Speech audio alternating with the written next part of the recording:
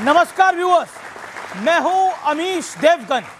हनुमान चालीसा की एक चौपाई है, संकट कटे मिटे सब पीरा, जो सुमिरे हनुमत बलबीरा। इसलिए जिन्हें पीड़ा होती है वो सीधा बागेश्वर धाम पहुंच जाते हैं अपनी पर्ची निकलवाने के लिए। और लोगों की पर्ची निकालने वाले बागेश्वर धाम के पीठाधीश्वर धीरेंद्र कृष्ण शास्त्री जी आज खुद हमारे साथ इस मंच पे मौजूद होंगे, हमारे इस बड़े ऑडिटोरियम में। तो जोरदार तालियों के साथ स्वागत कीजिए, अभिनंदन करिए बजरंगबली के अनन्य भक्त धीरेंद्र कृष्ण शास्त्री जी का। जोरदार तालियों के साथ अभिनंदन है।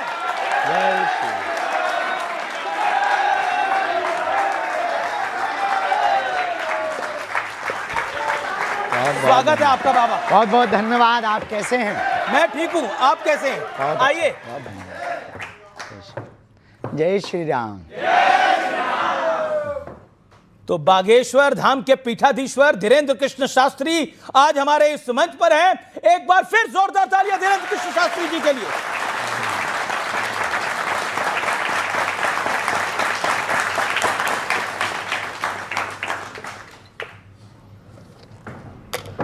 आज धीरेंद्र कृष्ण शास्त्री जी हमारे साथ हैं, जनता हमारे साथ है, और इस कार्यक्रम का नाम है सत्य, सनातन और विवाद। यह नाम आज हमने इसलिए दिया क्योंकि एक तरफ सनातन की ग्लोबल जय जयकार हो रही है और खुद धीरेंद्र कृष्ण शास्त्री हाल ही में कई देशों में सनातन का डंका बजाकर लौटे हैं, लेकिन दूसरी तरफ एक के बाद एक कई विवाद भी सामने आ रहे हैं। एक तरफ पाकिस्तान कुछ करता है और दूसरी तरफ अमेरिका कुछ करता है।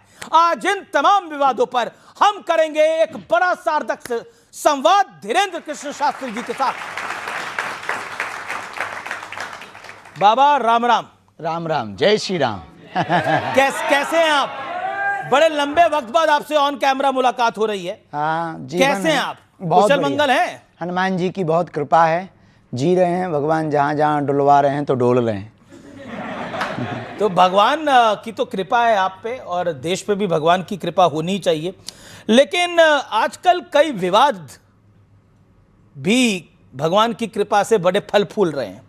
मैं एक एक करके शुरू करूंगा, लेकिन शुरुआत मैं करता हूं। आप हिंदुओं को एकजुट करने की बात करते हैं, लेकिन यहां तो साधु संत ही नहीं एक रह पा रहे हैं। विवाद फल फूल रहे हैं, कुछ फल फूल में पानी पौधा आप लगा देते हैं। मेरा काम तो खबर दिखाना है बाबा। तो विवाद देखिए, दुनिया में हमेशा से ही बहुत पूर्व काल से देवताओं में भी मत्सर रहा।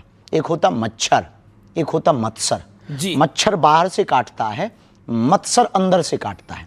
मत्सर का मतलब होता है कि अपने अंदर दूसरों को बढ़ते हुए देख करके जी जलन पैदा होना जी। इसका नाम है मत्सर। देख ना सकें पराई विभूति। तो ये आदिकाल से रहा, देवताओं में रहा, इंद्र के समय में भी रहा, तो कोई नई बात नहीं है। अब वर्तमान में जिस बात से ये विवाद लंबा खिंच रहा, उसमें बड़ा लंबा हाथ है सोशल मीडिया का और आप जैसे महापुरुषों का। अच्छा, मतलब जगत गुरु राम भद्राचार्य जी, मैं भी उनका बड़ा सम्मान करता हूं, जगत गुरु राम भद्राचार्य जी अब प्रेमानंद जी महाराज के बारे में कुछ बोल दें तो जिम्मेदार मीडिया और सोशल मीडिया हो जाता है? नहीं, बाबा जिम्मेदार नहीं है ना। सोशल मीडिया के ऊपर टिप्पणी है, ना संतों के ऊपर टिप्पणी है। बात यह है कि विवाद को बढ़ाना है कि खत्म करना। वो तथ्य हो गया, अपनी तरफ से सफाई भी हो गई जी। अब उस पर बार बार डिबेट करना, बार बार पोस्ट वायरल करना, मतलब पानी डालना है।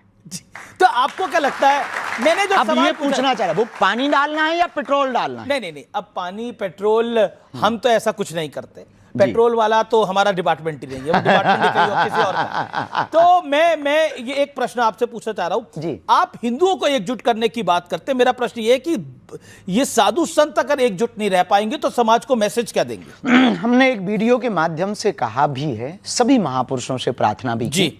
देश को यदि बचाना है, सनातन की धज्जियां नहीं उड़वानी, सनातन को यदि बचाना है तो एकमात्र सर्वोत्तम उपाय है, वो ये है कि हमें आपस में एक दूसरे को लड़ करके ऊर्जा खत्म नहीं करनी, सनातन विरोधियों का सामना करने के लिए अपनी ऊर्जा को लगाना चाहिए। लेकिन आपकी बात, अब समय वो आ गया एक छत्र के नीचे बैठने का अब समय वो आ गया, एक स्वर में बोलने का अब समय आ गया, मतांतर ये इसको एक तरफ करके अपने अपने सिद्धांतों को एक तरफ करके अब समय आ गया सनातन के एक ध्वज को लेकर के सबके साथ चलने का और सबको लेकर चलने का और एक मंच पर बैठने का। लेकिन वर्तमान में परिस्थिति जो इस देश में हो रही है वो निश्चित रूप से सनातन के लिए ये कहीं ना कहीं ग्रहण का काम कर रही हैं। चाहे वो संतों का विवाद हो, चाहे वो तीर्थों पर टिप्पणियां हो, चाहे वो रामचरितमानस का विवाद हो, मानवता पर विवाद हो, मानव सभ्यता पर विवाद हो, महिलाओं पर विवाद हो, बच्चों पर विवाद हो, या फिर नग्नता या फूहड़ता परोसी जा रही हो, या फिर सोशल मीडिया पर बच्चे नचैया और बेटियां नचनियां बन रही हो। ये सब हमारी सनातन संस्कृति और देश की स्थिति को बुरा ना मानना, ये देश की स्थिति को न जाने किस तरफ ले जाया जा रहा, हमारा कहना यही है। सभी आचार्यों से, आपकी मीडिया को, न्यूज़ 18 को सब लोग देखते हैं और हम कहेंगे कि आप हमें बोलने का मौका दें और ये कहना चाह रहे हैं कि कृपा करके हमारी बात को अन्यथा ना लें। अब संतों से प्रार्थना है, वीडियो ना खेलें। यदि लड़नी है तो एक बंद कमरे में एक दिन बैठ लें और जो होना हो सो हो जाए। वीडियो खेल करके दूसरों को उंगली उठाने का मौका ना दिया जाए। जी, आपने एक अच्छी बात करी कि सनातन की बात करनी चाहिए, लेकिन आपकी सलाह कोई मानेगा? आपको लगता है देखिए आपकी एडवाइस को कोई सीरियसली लेगा? अब बारिश तो होती है, कोई छाता ले या ना ले उससे मेघों को कोई फर्क नहीं पड़ता।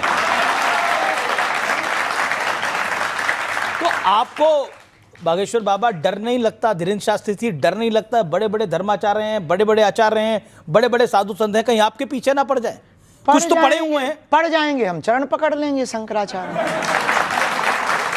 और फिर इसके बाद भी वो कुछ करेंगे तो पिट लेंगे। इससे ज्यादा संतों से एक बात याद रखना, औरों से नहीं, संतों से ओनली। बाकी तो डरते तो हम किसी के बाप से नहीं हैं।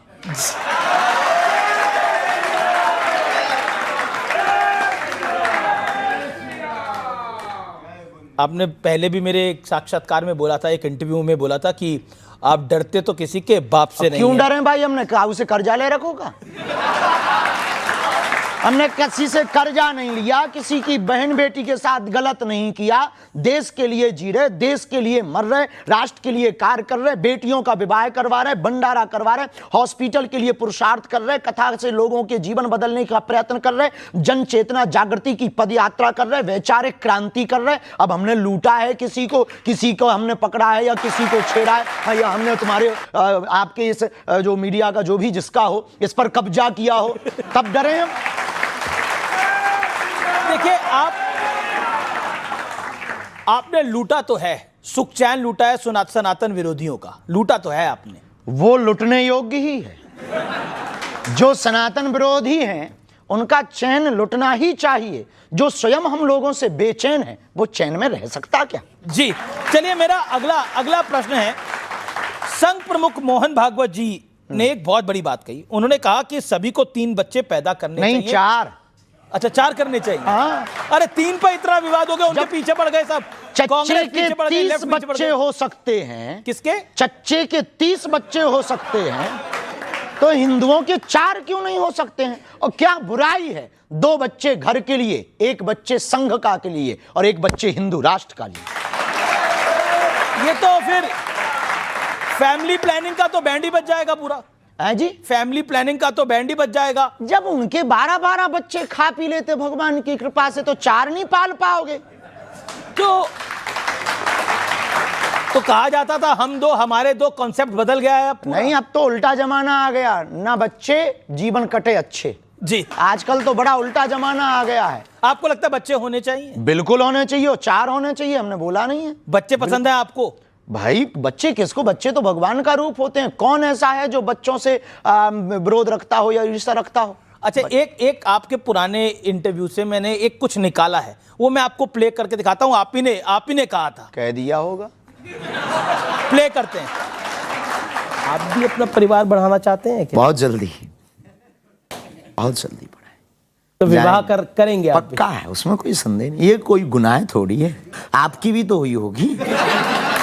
तो लड़की देख ली है आपने या देख रहे हैं? अभी तो नहीं देखी। अभी नहीं देखी। आपको मिले तो खबर खींचिएगा। तो अब से कुछ दिन पहले, कुछ साल पहले तक तो आपने लड़की नहीं देखी थी, अब आपने कोई देख देख ली ली? है? हमने तो कई सारी देख रखी। वीडियो में हाँ। अनऑफिशियली है भैया, जी, जी। ऑफिशियली है, तो उसमें देखो वीडियो में हम पूछ रहे हैं कि आपको मिले तो बच्चे भी बताना। पसंद है, आप कहते हैं 4 भी होने चाहिए, तो अब आपकी जब शादी होगी तो कितने करने का प्लान है? अब ये पहले शादी तो हो जाने दो, फिर भी योजना तो बनाई होगी घर बस जाने दो। हम योजना से तो हम तो ये हमारा एक ही नियम है, कोई नियम नहीं है। जी। तो विवाह के रास्ते में कुछ कहानी आगे बढ़ी? अभी तो नहीं, अभी नहीं। अभी बहुत सपने हैं। हमारी एक आदत है, हम सपने युवान बच्चों को भी कहेंगे अपनी जिंदगी से, हम सपने सोते हुए नहीं देखते, जगते हुए देखना चाहते हैं। जब तक इस देश के लिए कुछ बड़ा नहीं करेंगे, जब तक हॉस्पिटल का निर्माण कार्य पूरा नहीं हो जाएगा, हमारा क्षेत्र आदिवासियों का क्षेत्र है, हमारा क्षेत्र दीनहीनों का क्षेत्र है, हमारे क्षेत्र में लगभग 15 किलोमीटर में कोई बहुत बड़ा हॉस्पिटल नहीं है, इसलिए हमने निर्णय लिया है कि हम मंदिर नहीं अस्पताल बनाएंगे। ये बड़ा बड़ा निर्णय है और बहुत बड़ा हॉस्पिटल आप बना रहे हैं, कैंसर हॉस्पिटल आप बना रहे हैं, इसके लिए वाकई जोरदार तालियां आपके लिए। लेकिन बाबा, आरएसएस चीफ ने एक और बात कही कि हिंदुत्व जो है, हिंदुइज्म जो है, वो सेकुलरिज्म की गारंटी है। इस बात से आप सहमत हैं? और अगर सहमत है तो क्यों सहमत है? देखिए, सबके अपने अपने भाव होते हैं। सेकुलरिज्म की गारंटी हिंदुत्व है या ये नहीं, इस पर हमने बहुत ज़्यादा विचार नहीं किया। हम इतना कहेंगे कि सत्य, झूठ का बाजार इसलिए चलता है क्योंकि सत्य के सौदागर होते हैं, और झूठ की महिमा भी तब तक है जब तक सत्य है, और सत्य की महिमा भी तब तक है जब तक झूठ है। यदि सभी सत्यवादी हो जाएंगे तो फिर झूठ कहाँ जाएगा, और फिर सब सत्यवादी हो जाएंगे तो तोड़ खत्म हो जाएगा। तो क्या मुसलमानों की वजह से सेकुलरिज्म नहीं है, सिर्फ हिंदुओं की वजह से सेकुलर है भारत? देखिए, भारत में हिंदुओं को और हिंदुत्व को खतरा हिंदुओं से, अच्छा, मुसलमानों से तो बहुत बाद में। हिंदुओं का खतरा हिंदुओं से, उन हिंदुओं से जो खाते भारत का है, गाते पाकिस्तान का। कौन है ऐसे आपकी नजर में? आप जैसे फॉर एग्जांपल आपकी न्यूज़ों पर बहुत लोग आते रहते हैं जो कहते रहते हैं कि हमें भारत में डर लगता। आपकी न्यूज़ों पर आते रहते हैं कि ये सब भगवा आतंकवाद है। आपकी न्यूज़ों पर आते रहते हैं जो हिंदुत्व पर टिप्पणी करते। आपकी न्यूज़ों पर आते रहते हैं जो पदयात्रा पर टिप्पणी करते। आपकी न्यूज़ों पर आते रहते हैं जो सनातन पर टिप्पणी करते। आपकी ही न्यूज़ पर आते रहते हैं जो गजवाए हिंद चाहते हैं। हम भगवाए हिंद चाहते हैं। भगवाए हिंद चाहते हैं आप, लेकिन आपने भगवाए हिंद में फिर हम टोकें जी। भगवाए हिंद में यह गारंटी है कि मुसलमान रहेंगे। भगवाए हिंद में यह गारंटी है कि सिख ईसाई सब रहेंगे, पर गजवाए हिंद में यह गारंटी नहीं है कि हिंदू रहेंगे। जी, लेकिन मैं भगवाए हिंद और गजवाए हिंद पर भी आऊंगा, लेकिन आपने युवाओं की बात करी। आजकल का युवा जो है वो ज्यादा रील में रहना पसंद करता है, रियल में रहना पसंद नहीं करता। वो रिलेशनशिप में यकीन नहीं करता, सिचुएशनशिप में यकीन करता है। क्या कहना चाहेंगे? बहुत अंग्रेजी बोल दिया आपने। इतनी अंग्रेजी हमारे ऊपर से निकल जाती है, इसका हिंदी बता दो, हम जवाब दें। जी, बेसिकली उसे लगता है कि शादी ब्याह में कुछ नहीं रखा, हम किसी के साथ रहें, हम कुछ भी करें और हम आगे बढ़ें। पश्चिमी कल्चर है, विदेशी कल्चर है, पश्चिम देशों का, भारत का नहीं है। हमारा भारत इसलिए महान है क्योंकि यहाँ मर्यादा है, यहाँ संस्कृति है, यहाँ व्यापार बाद में परिवारवाद पहले है। तो हमारे भारत में परिवार की प्रमुखता है, हमारे भारत में मर्यादा है। हमारे भारत में प्रभु श्री राम का चरित्र इसलिए गाया जाता है कि सूर्पनखा जैसी एक दूसरी स्त्री प्रपोजल लेकर आती है तो भगवान राम कहते हैं कि हमें स्वीकार नहीं है, एक पत्नी व्रत धारण करते हैं। ये हमारा भारत है, ये हमारी मर्यादा है। और रामचरितमानस की खूबी देखना, राम जी के सामने जब सूर्पनखा कहती है कि तुम सम पुरुष न मोसम नारी, आपके समान पुरुष नहीं, हमारे समान नारी नहीं। हम युवान बच्चों को, रामायण पढ़ने वाले प्रेमियों को कहना चाहेंगे, जरा सीखना प्रभु श्री राम से। जो लोग कहते हैं कि हमारी गलती नहीं है, उनको सीखना चाहिए कि वो बहका दिया इसलिए हम बहक गए। उनके मुंह पर यह सबसे बड़ा तमाचा है रामचरितमानस का पात्र कि जब सूर्पनखा आती है वो कहती है कि आपके समान पुरुष नहीं, हमारे जैसी नारी नहीं, तब राम जी जवाब बात उससे करते हैं, लेकिन सीते चितय कही ते ही बाता, देखते जानकी माता की तरफ है। बात सूर्पनखा से करते हैं। किसी ने पूछा कि बात आपसे सूर्पनखा कर रही पर आप देख जानकी जी की तरफ क्यों रहे, तब प्रभु श्री राम ने जवाब दिया कि कोई पराई नारी हम पर डोरे डालने आवे तब अपनी वाली को देखना चाहिए। जी, लेकिन अब तो ये पूरा कॉन्सेप्ट बदल गया है, अब तो ये पूरा सिस्टम बदल गया है। इस पर आप क्या कहना चाहते हैं? हम इस पर यही कहना चाहेंगे कि यदि आप अपनी मूल संस्कृति से भटकेंगे तो ना आपका बेड़ा पार होगा, ना देश का बेड़ा पार होगा। भले ही विचार नए रखो पर संस्कार पुराने रखो। जी, विचार नए, संस्कार पुराने। जी, लेकिन अब आप बात हिंदू राष्ट्र की करते हैं, अब हिंदू राष्ट्र की बात भी पुरानी हो गई। हाँ हो गई पुरानी, पर बात पुरानी हुई है, विचार तो हमेशा नया है, हिंदू राष्ट्र जब तक बन नहीं गया। जी, चलिए कुछ ऑडियंस से प्रश्न है, वो प्रश्न ले लेते हैं। किस किस का प्रश्न है वो अपना हाथ खड़ा करें, हम सवाल लेंगे। महाराज जी, क्या साधु सन्यासी और कथावाचकों के मंच पर नेताओं का आना उचित है?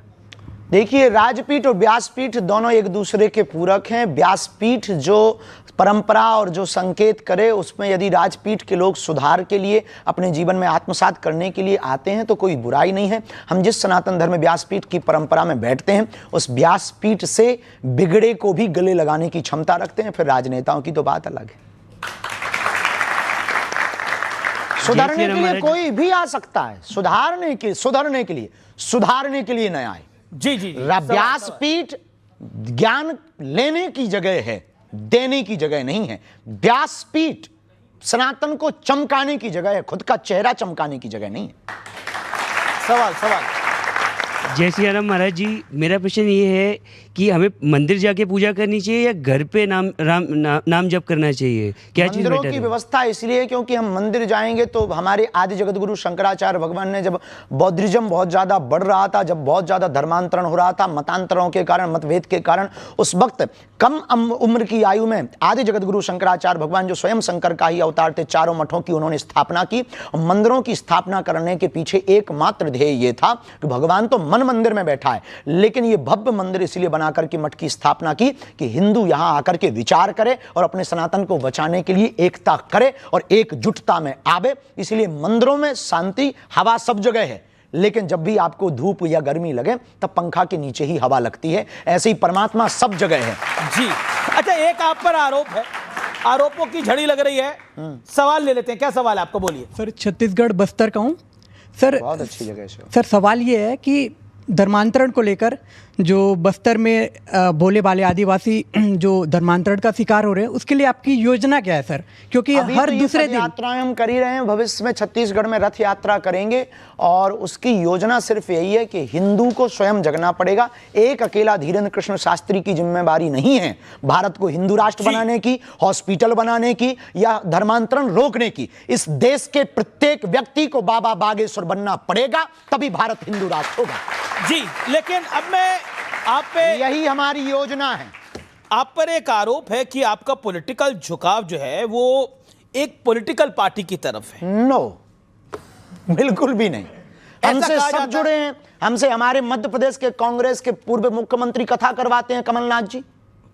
वहां के पूर्व मुख्यमंत्री रहे, उनके सुपुत्र दिग्विजय सिंह के सुपुत्र जयवर्धन जी हमारे मंचों पर आते। हमारी बहुत निजता, मैं बताता हूं ये क्यों बोला जाता है। हाँ। प्रधानमंत्री नरेंद्र मोदी आपके बुलावे पर बागेश्वर धाम पहुंचे थे, उन्होंने आपको अपना छोटा भाई कहकर संबोधित करा, तो आपके विरोधी कह रहे हैं जो मोदी का छोटा भाई है वो तो संघी है। वाह, ये कोई बात हुई है कि उन्होंने छोटा भाई कह दिया तो हम संघी हो गए हैं? अब आपने हमको भाई कह दिया तो क्या हम पत्रकार हो गए हैं?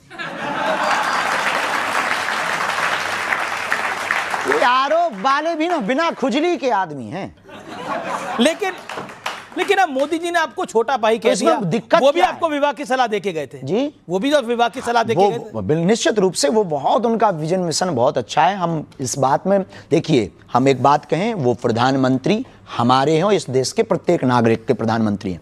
प्रधानमंत्री का कर्तव्य है प्रजा से प्यार करना। ये प्रधानमंत्री क्योंकि उस पद पर बैठे हैं, उनका प्रजा से प्यार करना कर्तव्य है। और हमारा एक पीठ के पीठाधीश्वर होने के नाते, एक सनातन के सिपाही होने के नाते हमारा कर्तव्य आमंत्रण देना। हमने सबको आमंत्रण दिया और आपके मंच से हम फिर कहना चाहते कि 2026 में 15 फरवरी को फिर से 300 मातृ पितृहीन हम बेटियों का विवाह करवा रहे। यदि किसी पार्टी के नेता के अंदर भाव जगे, हमारी प्रार्थना है सपा, बसपा, कांग्रेस, बीजेपी और निर्दलीय जितने दल हैं, उन सब से प्रार्थना है, उनके चीफों से प्रार्थना है, यदि आपके अंदर भाव जगे हमारा आमंत्रण स्वीकार करें। अब मोदी जी आपको छोटा भाई कहते हैं। वो हमें छोटा भाई कह के गए, ये लोग और आवे तो हमको और छोटा कह दें, हमें दिक्कत नहीं है, या बड़ा कह दें, हम मना नहीं करेंगे। सबके भाव है, उनका विजन मिशन बहुत अद्भुत है। इस देश में ऐसा प्रधानमंत्री आया जिसने राम की भी चर्चा की और आम आदमी की भी चर्चा की, खेल की भी चर्चा की तो रेल की भी चर्चा की। एक ऐसा प्रधानमंत्री आया जिनके सामने राम जी भी विराजमान भय, कृष्ण कन्हैया भी बैठेंगे। जी चलिए, आपने कृष्ण कन्हैया की बात करी। मोहन भागवत ने बोला कि अयोध्या, मथुरा, काशी हिंदुओं का मूल मुद्दा है इस देश के अंदर। आप इससे सहमत हैं?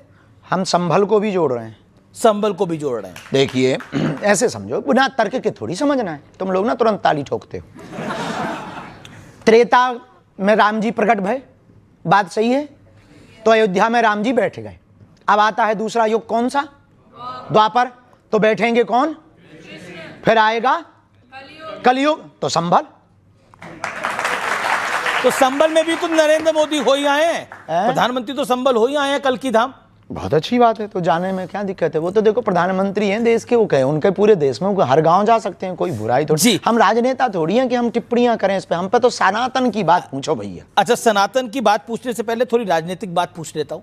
अखिलेश यादव का आरोप लगाया कि धीरेन्द्र शास्त्री 50 लाख रुपए लेते हैं, वो भी अंडर द टेबल। मिले नहीं है, इंतजार है कि कोई दे के जाए।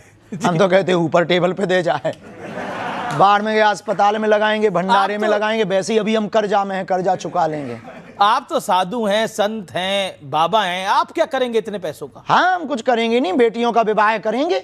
जब इस देश में नाचने वाले करोड़ों ले सकते हैं तो साधु दक्षिणा लेकर के।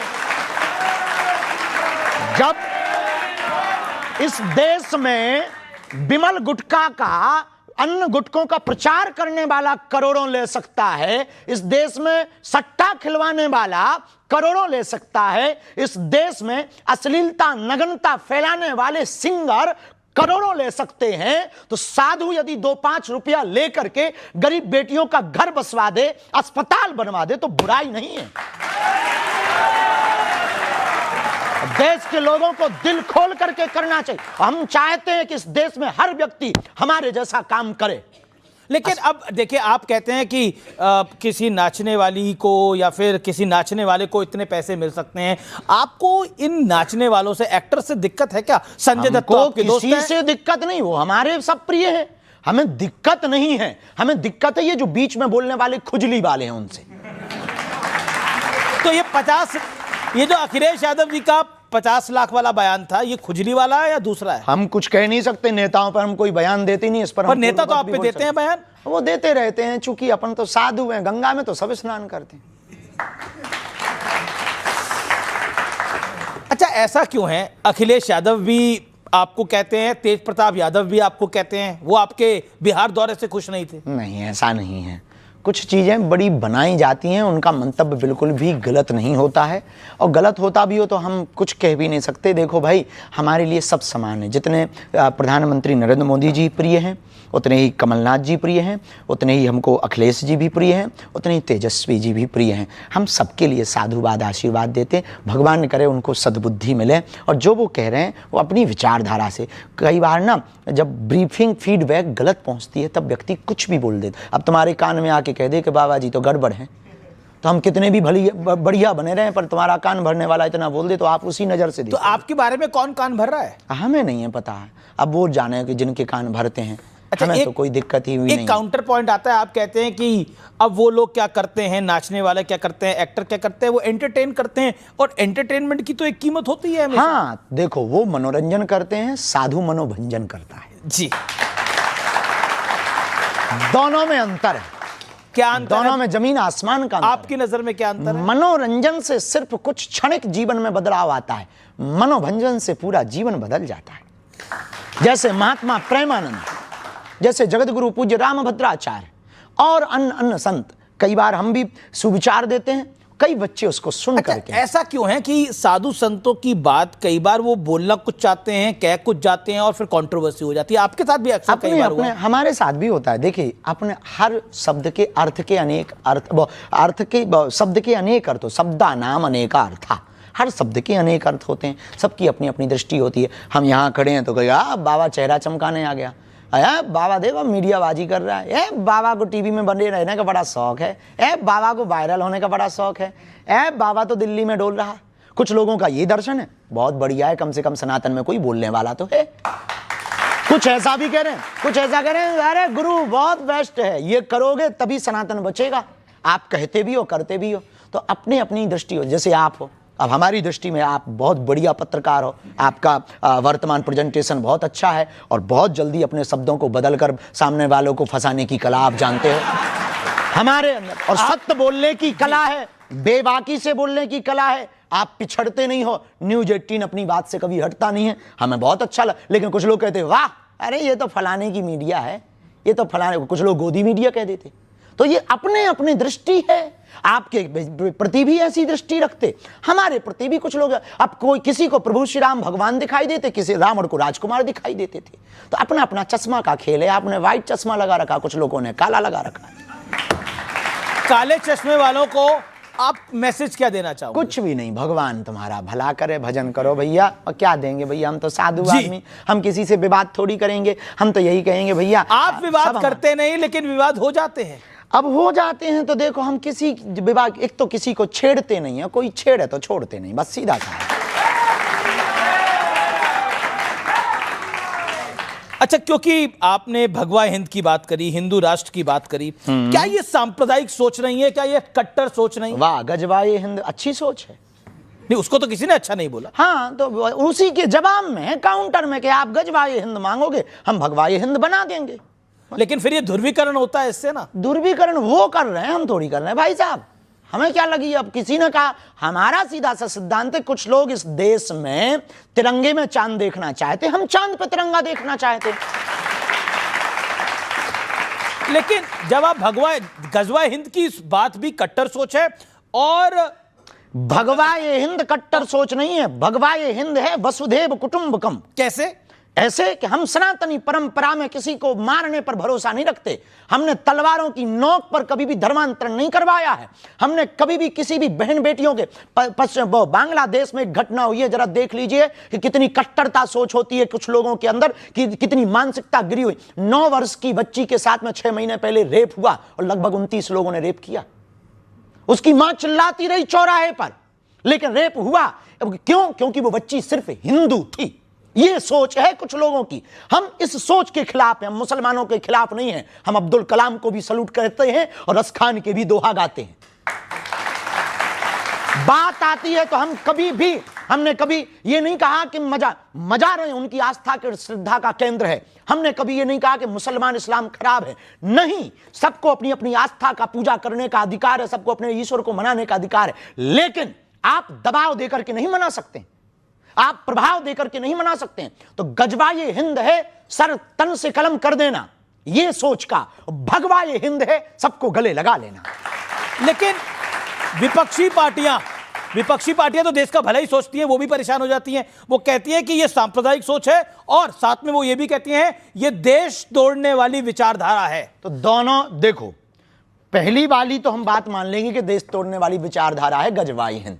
भगवा ये हिंद तो नहीं है, ये बात हम मानने को इसलिए तैयार नहीं है। वो भगवा हिंद को भी कहते हैं कि ये देश तोड़ने वाले विचार। अब वो अपने अपने विचार हैं, क्योंकि उन्होंने पढ़ा नहीं ना जी। मेरा अगला सवाल आपसे बड़ा महत्वपूर्ण है। आपको ध्यान होगा, एक मालेगांव ब्लास्ट केस हुआ था और इसके तमाम आरोपियों को बरी कर दिया गया। तब हमारी उम्र मात्र 7-8 साल की थी। हमने बाद में आर्टिकल्स में पढ़ा, इंटरव्यू को देखा, बहुत सी न्यूज़ों को पढ़ा। कोशिश भर पढ़ते हैं, तथ्य होना चाहिए। उस वक्त विदेशी ताकतों ने सोच समझ करके एक ट्रेंड चलाया था, थीम भगवा आतंकवाद, सोची समझी साजिश में, और पूरे देश में एक थीम वायरल हुई थी, भगवा आतंकवाद। लेकिन भगवान की बड़ी कृपा है, 19 साल बाद ना, 19 साल है, 2006, तो कितने साल हो गए? 19 साल हो गए। 19 साल बाद इस देश की न्यायपालिका ने यह सिद्ध कर दिया, भगवा आतंकवाद नहीं होता। पूर्व मुख्यमंत्री हैं पृथ्वीराज चौहान, वो कहते हैं कि भगवा आतंकवाद तो नहीं होता, सही बात है, लेकिन सनातनी आतंकवाद होता है। उन्होंने अभी 2025 में यह बयान दिया है। हम उनका कोई जवाब नहीं देंगे, नेता का जवाब दें हम। फिर भी सनातन आतंकवाद पर आपका कमेंट? अभी तक कोई हमको तथ्य मिला नहीं कि सनातन आतंकवाद किसी भी, देखिए, आतंकवाद का कोई धर्म या मजहब नहीं होता। आतंकवादी एक विचारधारा है, देश के ऊपर हिंसा करके या किसी भी जगह पर हिंसा करके अपनी बातों को मनवाना, या देश की मानवीय परंपरा को खत्म करना, मानवता पर आपने बोला आतंकवाद का कोई धर्म नहीं होता, कोई भी आतंकवादी हो सकता, हम मानते हैं, पर पाकिस्तान आतंकवादी है, पाकिस्तान में आतंकवादी है, ये धर्म है जी। और पहलगाम में तो धर्म पूछ कर गोली मारी गई पहलगाम में, क्योंकि वो पाकिस्तानी थे, तब तो 9 ठिकाने अपनी सेना ने ठोके। लेकिन मुनीर के बारे में आप कहना क्या चाहते हैं? कुछ भी नहीं, झिकलेट आदमी है। क्या आदमी है? झिकलेट है वो। इसका मतलब भी समझा दीजिए। इसका अर्थ नहीं बता सकते हम, गूगल करो। जिकलेट का अर्थ आपने बता सकते? उसका मतलब ये है, जिकलेट का मतलब ये है कि भाई बिच्छू का मंत्र जानते नहीं है, में हाथ डाल रहा है जी। लेकिन मुनीर ने जो बात बोली, जब पहलगाम आतंकी हमले से पहले उन्होंने बोला हमारा देश अलग इसलिए हुआ क्योंकि हम में और हिंदुओं में बहुत फर्क है, हमारी पद्धति अलग है, हमारा जीवन अलग है। बिल्कुल। 1947 में आपको अलग एक जगह भी दे दी, पर हमको एक बात से आज भी हमको मन में दुख है। जब 47 में 1947 में 47 में धर्म के नाम पर जगह बांट दी, तो देश में ये बच कौन गए? बताइए, धर्म के नाम पर बंटवारा हुआ कि नहीं हुआ? फिर जब धर्म के नाम पर बंटवारा हुआ तो एक बंटवारे में कमी रह गई।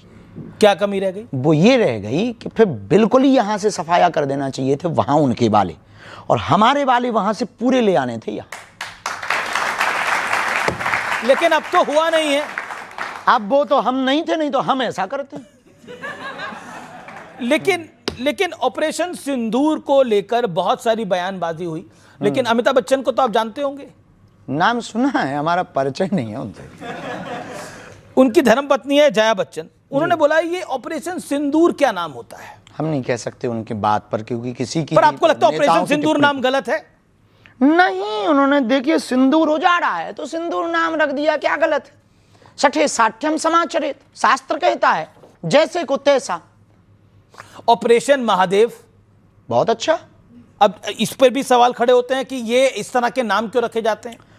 अब कुछ लोगों को तो पहले पढ़ाया जाता था गा से गणेश, तो कुछ लोग कहते थे इससे सांप्रदायिकता फैलती है, तो फिर गा से गधा पढ़ाया जाने लगा, और गा से गणेश बंद हुआ, गा से गधा पढ़ाया जाने लगा, तब से हो गया खेल, गधे ही पैदा हो रहे हैं। अब मैं आपको बताता हूं, बाला साहब ठाकरे की जो पार्टी है, उनकी पार्टी के एक संजय हैं और संजय राउत, वो कहते हैं कि ऑपरेशन महादेव, ऑपरेशन सिंदूर जैसे नामों के जरिए धार्मिक रंग दिया जाता है। नहीं, महादेव संहार के देवता हैं और शंकर जी सबके हैं। इस दुनिया में 3000 साल पहले जी कोई भी दूसरा धर्म नहीं था सनातन को छोड़कर। अब कोई अपने बाप को बाप नहीं बोल रहा तो ये उन लोगों की गलती है। कुछ सवाल ले लेते हैं। मैं उदय शहरी, भगत, सन्यासी या इनकलाबी, तीनों में श्रेष्ठ कौन है? भक्त यानी भक्त, ऐसी बात है ना, भक्त, सन्यासी और इनकलाबी राष्ट्रप्रेमी, यही तीनों ही जो ठीक हैं। देखिए, भक्त और सन्यासी दो अलग नहीं, एक ही हैं, जैसे चीनी और शुगर, ठीक है? दोनों ही। भक्त के बिना सन्यासी नहीं हो सकता, भक्ति के बिना सन्यासी कैसे हो सकता, और भक्ति के बिना इनकलाबी भी नहीं हो सकता। राष्ट्र की भक्ति ना हो तो वो इनकलाब जिंदाबाद कैसे बोलेगा? 2 लाइन में मैं वंदन करूंगा कि चुरा कर रंग जीवन के सत्य सनातन धर्म के मंच पे आए हैं। समय की दौड़ में हमने यहाँ कुछ पल बिताए हैं। मिलेगा साथ शास्त्री जी का हम सम्मान करते हैं। सुशोभित मंच से हम वंदन बारंबार करते हैं। जय श्री राम।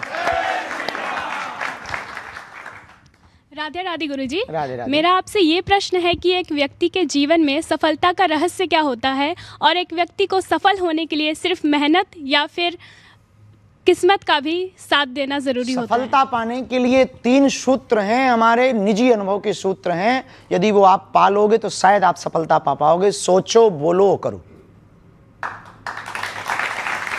पश्चिमी विचारक ने कहा है कि जो आप सोचेंगे वो आप बोलने लगेंगे, जो आप बोलेंगे वो शब्द बनेंगे, जो शब्द बनेंगे वो आदत बनेगी, जो आदत बनेगी वो आपके कर्म बनेंगे, जो कर्म बनेंगे वो आपका भाग्य बनेगा। जी, सवाल मेरा सवाल ये है कि हम जैसा देखते हैं कि हिंदुत्व पर कुछ भी बोल देना बहुत आसान होता है, कोई भी अपनी मर्जी से जो मन में आता है बोल देता है, लेकिन और धर्मों में कुछ भी बोलना उस पर फिर हम देखते हैं कि जैसे अटैक हो जाते हैं, हमले हो जाते हैं, लेकिन हिंदुत्व पे और फिर उस पर कोई एक्शन भी नहीं होता। तो इसको आप कैसे देखते हैं?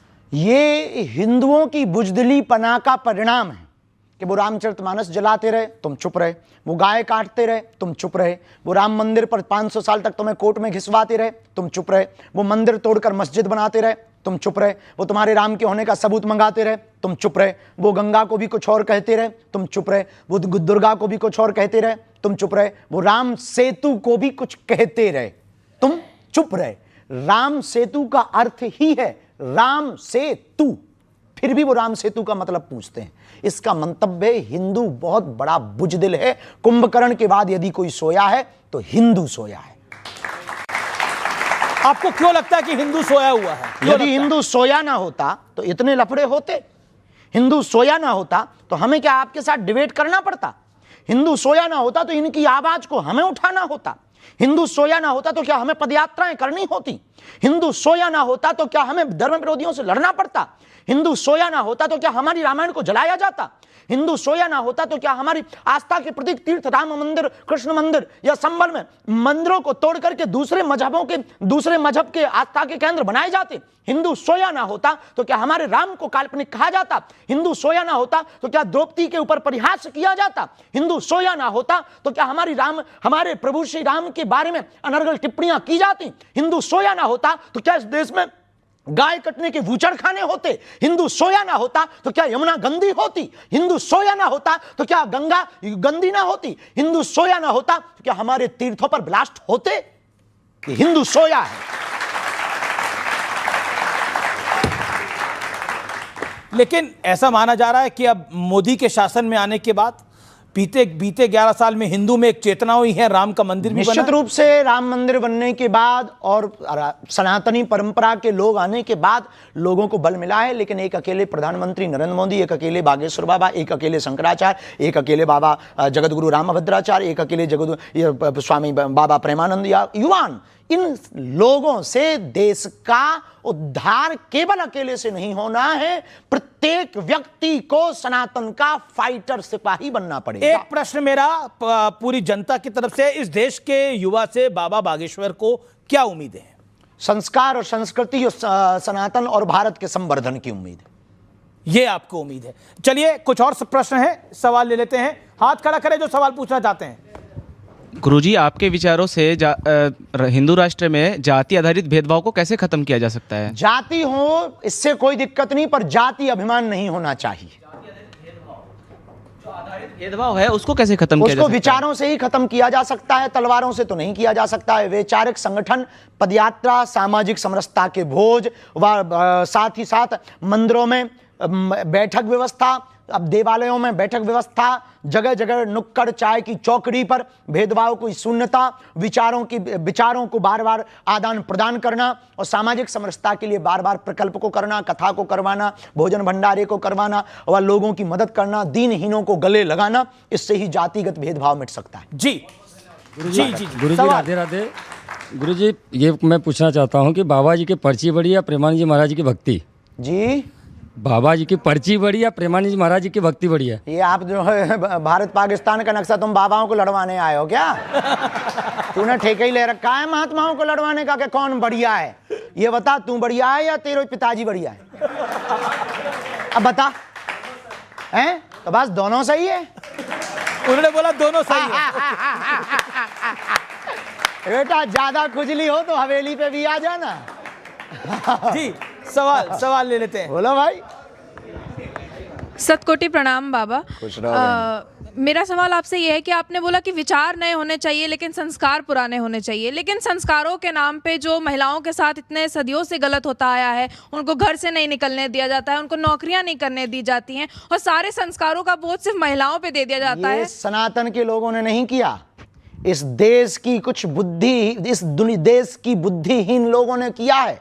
इस देश में कुछ लोगों को सेकुलरिज्म का कीड़ा काटता और राजनीति का कीड़ा काटता, उन्होंने मतभेद किया है। हमारे सनातन ने तो महिलाओं को पीछे नहीं, बगल में नहीं, आगे रखा है। हम जब भी भगवान का नाम लेते हैं तो राम सीता नहीं कहते, सीताराम कहते हैं।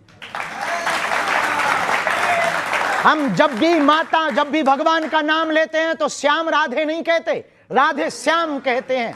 हमारे सनातन में तो मातृशक्ति को यत्र नार्यस्तु पूज्यन्ते रमन्ते तत्र देवता, जहां नारी की पूजा है वहां देवता वास करते हैं। हमारे सनातन में लिखा, नारी निंदा मत करो, नारी रतन खदान, नारी से नर उपजे ध्रुव प्रहलाद समान।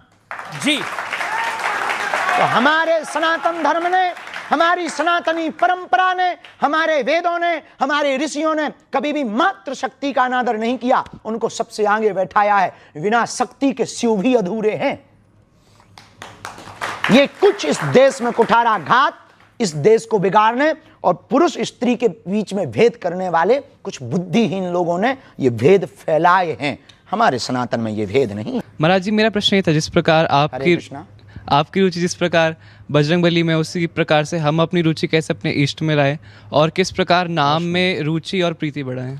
देखिए, भगवान के प्रति रुचि बढ़ाने के लिए उनके निरंतर महापुरुषों की वाणियों से उनकी कथाओं को श्रवण करना, उनकी लीलाओं को श्रवण करना, उस पर चिंतन करना, उसको अनुभव और महसूस करना। जब छोटी छोटी बातों में आप सजगता ले आएंगे, महसूस करने लगेंगे, तो आपको लगेगा कि आपका नाम जप में रटन लग गई है और आप आज जपा जप विधि में आ जाएंगे। अनवरत आपके जिह्वा से नाम जप चलने लगेगा और जब आप प्रेमास्पद में भर जाएंगे। स्वामी रामकृष्ण परमहंस जी से यही प्रश्न किसी ने किया कि हमको भगवान को पाना है, आप उपाय बताओ। उन्होंने कहा कल आना। वो बेचारा कल चला गया।